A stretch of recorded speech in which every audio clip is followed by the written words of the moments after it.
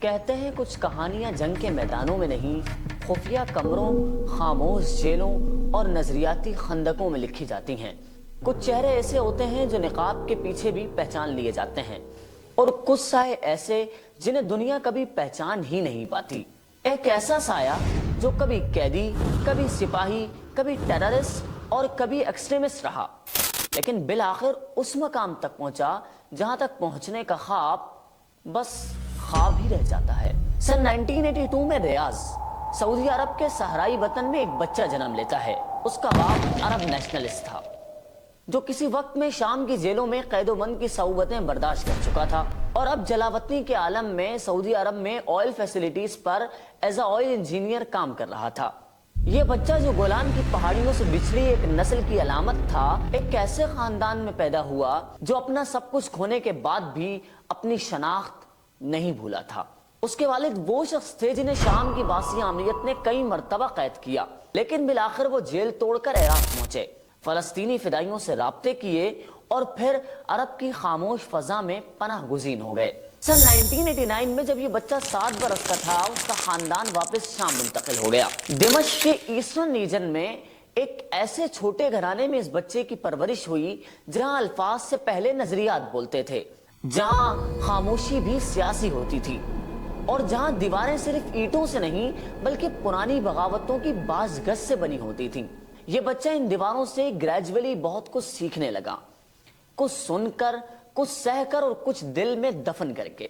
2003 میں جب امریکہ نے عراق پر حملہ کیا تو یہ لڑکا اب جوان ہو چکا تھا۔ اس کی نظریں اب صرف سرحد کے اس پار نہیں بلکہ پوری دنیا کے نظام پر جمی ہوئی تھیں۔ اس نے اپنے ملک کو خیر بات کہا اور عراق کا رخ کیا، نہ کسی ریاست کی طرف سے، نہ کسی سیلری کے لیے، بلکہ ایک آئیڈیالوجی کو لیے کہ جب تک کسی بھی عرب زمین پر قابض بوٹ ہیں تب تک بندوق کی آواز خاموش نہیں رہے گی۔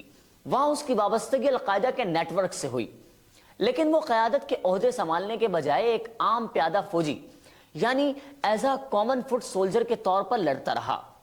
2006 میں وہ امریکی فوج کے ہاتھوں گرفتار ہو گیا، جہاں سے اس کا سفر ایک سائے سے قید میں بدل گیا۔ تقریباً 5 سال سے زائد عرصہ اس نے مختلف جیلوں اور حراستی مراکز میں گزارے، جن میں بدنام زمانہ ابو غریب اور تاجی جیل شامل تھیں۔ وہ قید میں تھا، لیکن قید نے اس کو یہ سکھا دیا تھا کہ قید انسان کو توڑ سکتی ہے، لیکن نظریہ زندہ رہے تو انسان کبھی ہارتا نہیں ہے۔ وہ قید تھا، خاموش تھا، لیکن رات کے 12 بجے کچھ سوچ رہا تھا۔ اور پھر 2011 شروع ہوا، جب عرب بہار نے شام کو بھی جھنجھوڑا، تو وہی شخص جس کو دنیا جنگجو یا قیدی سمجھتی تھی، شام واپس لوٹا۔ اس نے شام کی فتح کے لیے ایک محاذ قائم کیا اور اس محاذ کو سنبھالنے کے لیے ایک گروہ بنایا جس کا نام جبہت النصرہ رکھا گیا۔ ان دا بگننگ اس گروہ کا لنک القاعدہ کے نیٹ ورک سے رہا، لیکن گریجولی اس نے اپنی آئیڈینٹی قائم کرنا شروع کر دی۔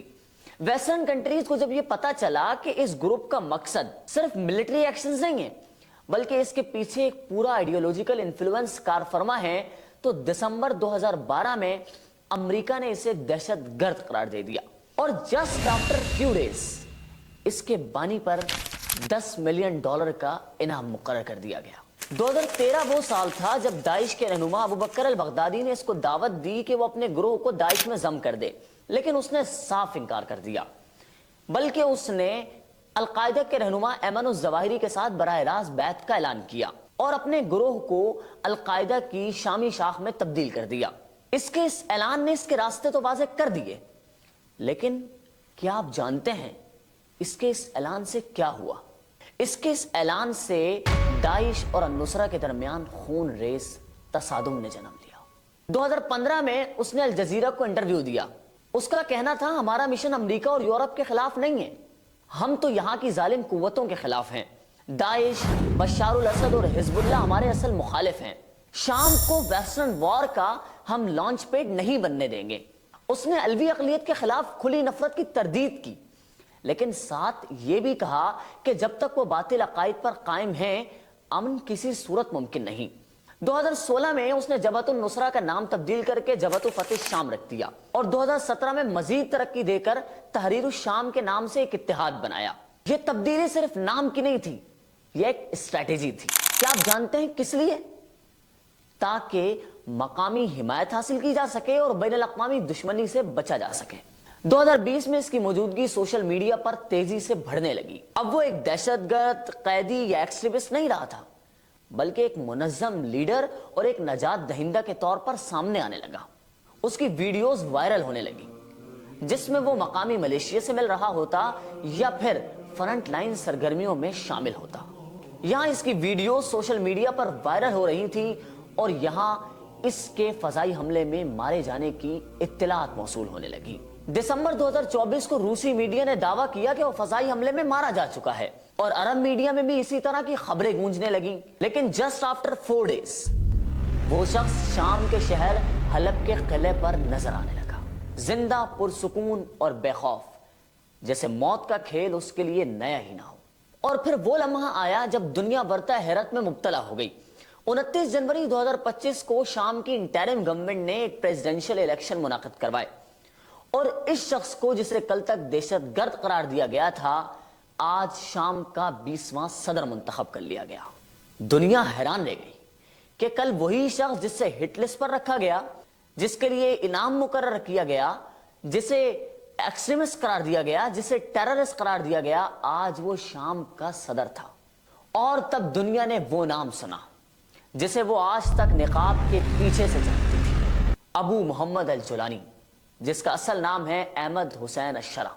ये सिर्फ एक फर्द की कहानी नहीं, ये एक सोच की तकमील है, उस सोच की जो जलावतनी में पैदा हुई, कैद में परवान चढ़ी और जंगों में निखरी और आज एक कौम की क़यादत कर रही है।